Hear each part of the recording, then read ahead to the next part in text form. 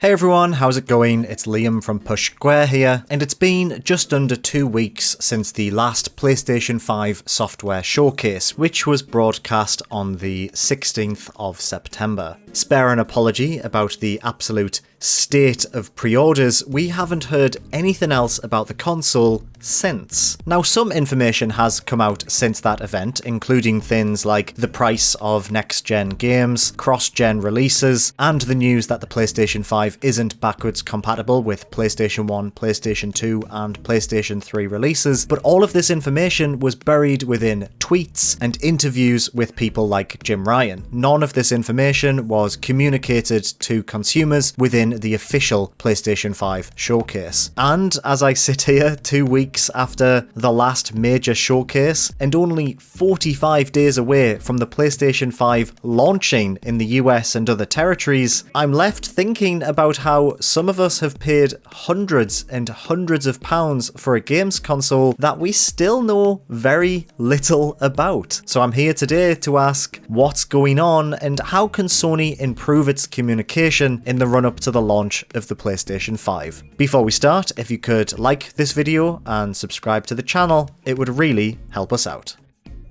So like I just said, we are 45 days away from the PlayStation 5 releasing in the US. That is really, really exciting. The console is nearly here, and I'm sure, like me, a lot of you watching are really excited to get your hands on Sony's next-gen system. However, it really does have to be said, Sony has lost all momentum once again following its PlayStation 5 software showcase that took place 2 weeks ago. As I said in my video the other week, and as our editor Sammy has also reiterated over the past few weeks, Sony needed to keep up that momentum moving forward. They needed to keep that constant flow of information going until the console was on the shelves. And yet, they haven't done that.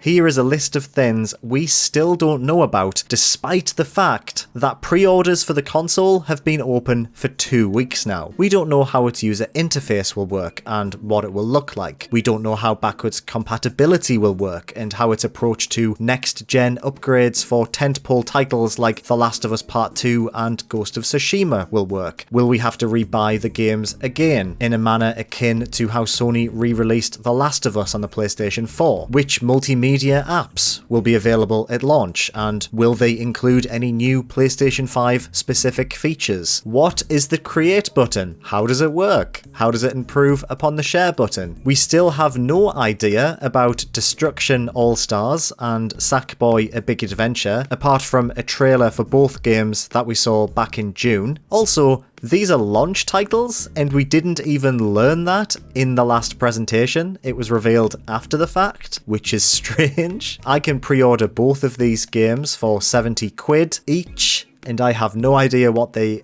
are. I don't really know about these games. And also which non-proprietary SSD drives will be whitelisted at launch, and how much will they cost if I want to expand my storage. Now, for a lot of people, this doesn't matter. You might be watching this and you might be thinking, I don't care about this, Liam. I don't need to know this information. I've pre-ordered my PlayStation 5. I'm happy to sit cross-legged in front of my door and wait for the postman to push it through my very large letterbox. I'm fine with that. I don't need to know all of this additional information. That's fine. That is completely fine. But for me, I just find this very, very strange. We don't know a lot of the consumer-facing aspects of the console, and we're only 45 days away from launch. Yes, we know the hardware specs, but that only goes so far. It would be great to know more concrete information about what this console will be like when it's sat in front of our televisions come November. Now, Microsoft, in comparison, have been much better when it comes to demonstrating the brand new features of the Series X and Series S. Well, mainly the Series X. For instance, they have provided hardware units to streamers and publications, allowing them to create preview content about the console. This is effectively free marketing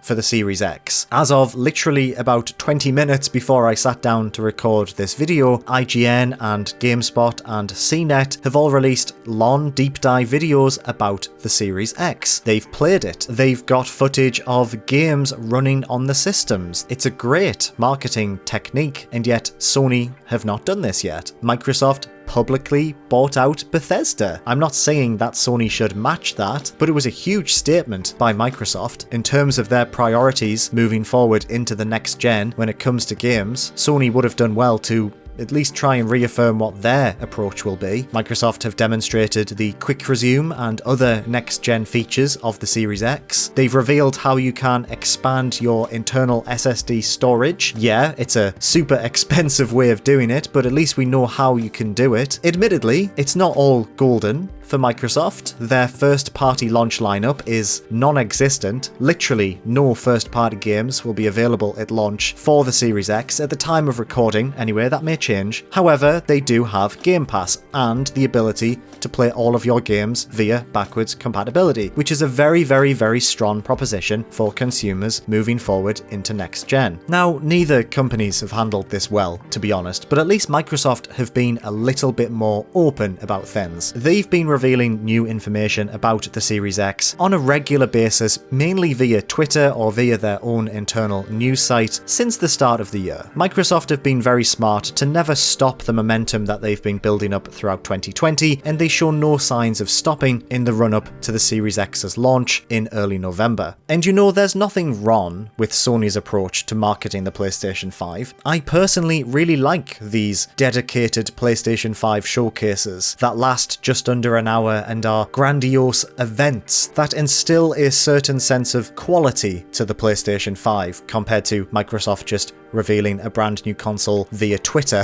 But you can't deny that Sony have not done enough of these presentations throughout 2020. Since the start of the year, we've had 3 presentations. We had the Mark Cerny presentation back in March, then we had the first PlayStation 5 games reveal event in June, and then we had the second game event 2 weeks ago. And although these events were very exciting and revealed a lot of new information, maybe not the Mark Cerny one, but the other 2 were good, I just think that they're not frequent enough. Now, of course, we can't deny the fact that 2020 hasn't really panned out the way that we all thought it would, and that has undoubtedly thrown a spanner in the works over at Sony. But I do think that there are a few pieces of information that Sony can reveal before the system launches next month. For starters, it would be nice to have a demonstration of its UI. Sony could show off what makes the PlayStation 5's UI so unique compared to the PlayStation 4. They could demonstrate the features hinted at by Mark Cerny all the way back in April 2019. This concept of jumping into certain parts of games or specific multiplayer playlists directly from the dashboard. They could also show off the long-proposed smart installation feature, where you only need to install certain elements of a game. This would be very, very helpful, considering there are so many concerns about the limited storage capabilities of the PlayStation 5's internal SSD. They could also show off some more gameplay. Although we have seen some gameplay of things like Miles Morales and Demon's Souls, we probably need to see gameplay demonstrations of every launch game, especially Destruction All-Stars and Sackboy: A Big Adventure. What am I spending my £70 on? What is Destruction All-Stars? Is it an always online game for £70? Sony really do need to show us what these games are. It would be good to find out some more about PlayStation Now and PlayStation Plus. Will I be able to access the entire PlayStation Now library on the PlayStation 5? Will PlayStation Plus include monthly PlayStation 5 games? We all know that we're getting the PlayStation Plus collection as part of our subscriptions for the PlayStation 5, which gives us access to a number of high-quality PlayStation 4 releases, but what about moving forward? What does PlayStation Plus look like? What about PlayStation VR? Is there a new PlayStation VR headset on the horizon? What do PlayStation VR games look like on the PlayStation 5? Is there any kind of performance boost? Does 3D audio work with existing PlayStation VR titles from the PlayStation 4? It would be good as well to see PlayStation 4 games running on the PlayStation 5. Microsoft have been very forthright about how Xbox One games on the Series X take advantage of the hardware's new technology. What about PlayStation 4 games? And also, what about storage solutions, if possible? I understand that when Mark Cerny spoke about the SSD earlier this year, he did say that consumer SSDs don't hold a candle to the proprietary solution found within the PlayStation 5. That's cool when it comes to the one found inside the PlayStation 5, but what if we want to expand our storage? Is it even possible. Again, Microsoft have shown that you can hook up a normal hard drive to the Series X and transfer games across the internal storage and the external storage whenever you want to swap games out. I mean, that's awkward. I do think that's just what we're going to have to get used to this gen, but I have no idea how storage works on the PlayStation 5 at all. And I think that these are all very valid questions about a console that many of us have already committed to spending nearly £500 on. It would be good for Sony to keep that momentum going. And by going back to this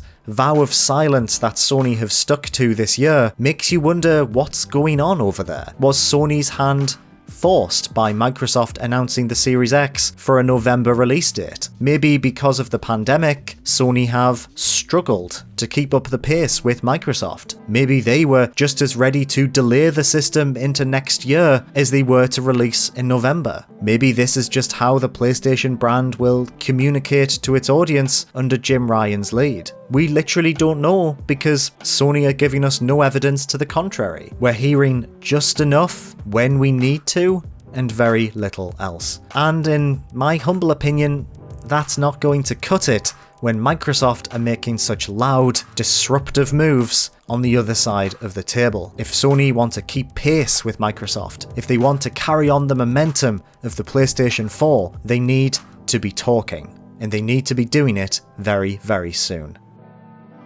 Well, thank you very much for watching this little soapbox video. What do you think about all of this? Do you think Sony are communicating too little, or are you happy with everything you've learned so far? Let us know in the comments below. If you enjoyed this video, please give it a like and make sure to subscribe to Push Square for everything PlayStation. Thank you, as always, for watching.